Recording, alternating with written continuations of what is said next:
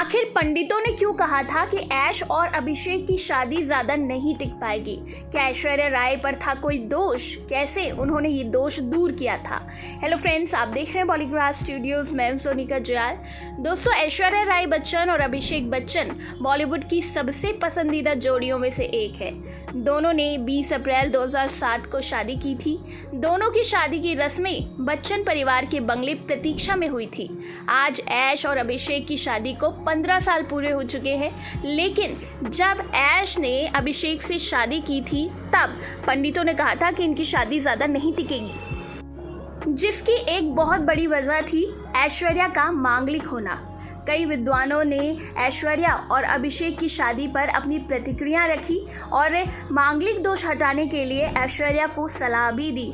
उसके बाद ऐश्वर्या ने बहुत ज़्यादा मेहनत की इस दोष को हटाने के लिए और विधि का पालन किया। जब ऐश्वर्या राय और अभिषेक बच्चन का रिश्ता जुड़ा था तब कहा गया था कि ऐश्वर्या राय मांगलिक है, जिसका असर उनके पति और शादी में पड़ेगा। शादी से पहले मांगलिक दोष को हटाने के लिए ऐश्वर्या राय ने विधि पूर्वक पीपल के पेड़ से शादी की थी ताकि उनकी शादी से मांगलिक दोष हट पाए।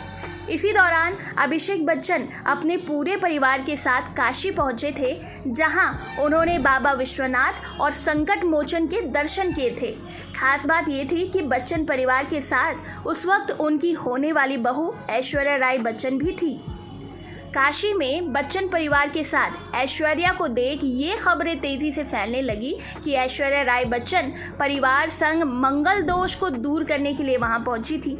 यही नहीं, खबरें तो ये भी थी कि संकट मोचन मंदिर में ही ऐश्वर्या ने पीपल के पेड़ से शादी कर ली।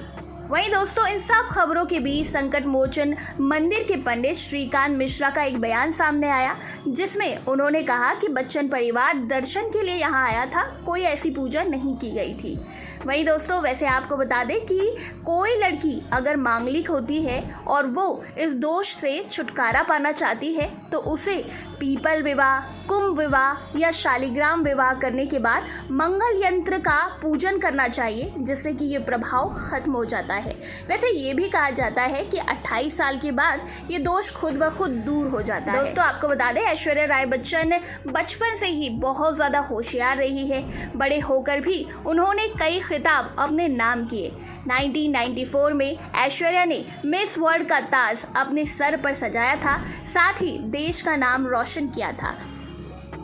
शादी और बेटी आराध्या के बाद ऐश्वर्या राय बच्चन ने फिल्म इंडस्ट्री से कुछ समय के लिए दूरी बना ली थी, लेकिन अब वो पुनियम सेल्वम में नजर आने वाली है। वहीं अभिषेक बच्चन आखिरी बार 10वीं में नजर आए थे। बॉलीवुड इंडस्ट्री में इन दोनों की शादी की मिसाल दी जाती है। तो दोस्तों, आप भी नीचे कमेंट सेक्शन में इन दोनों को विश करें और इसी तरह के दूसरे अपडेट्स के लिए सब्सक्राइब करिएगा हमारे चैनल बॉलीग्राज स्टूडियोज़ को।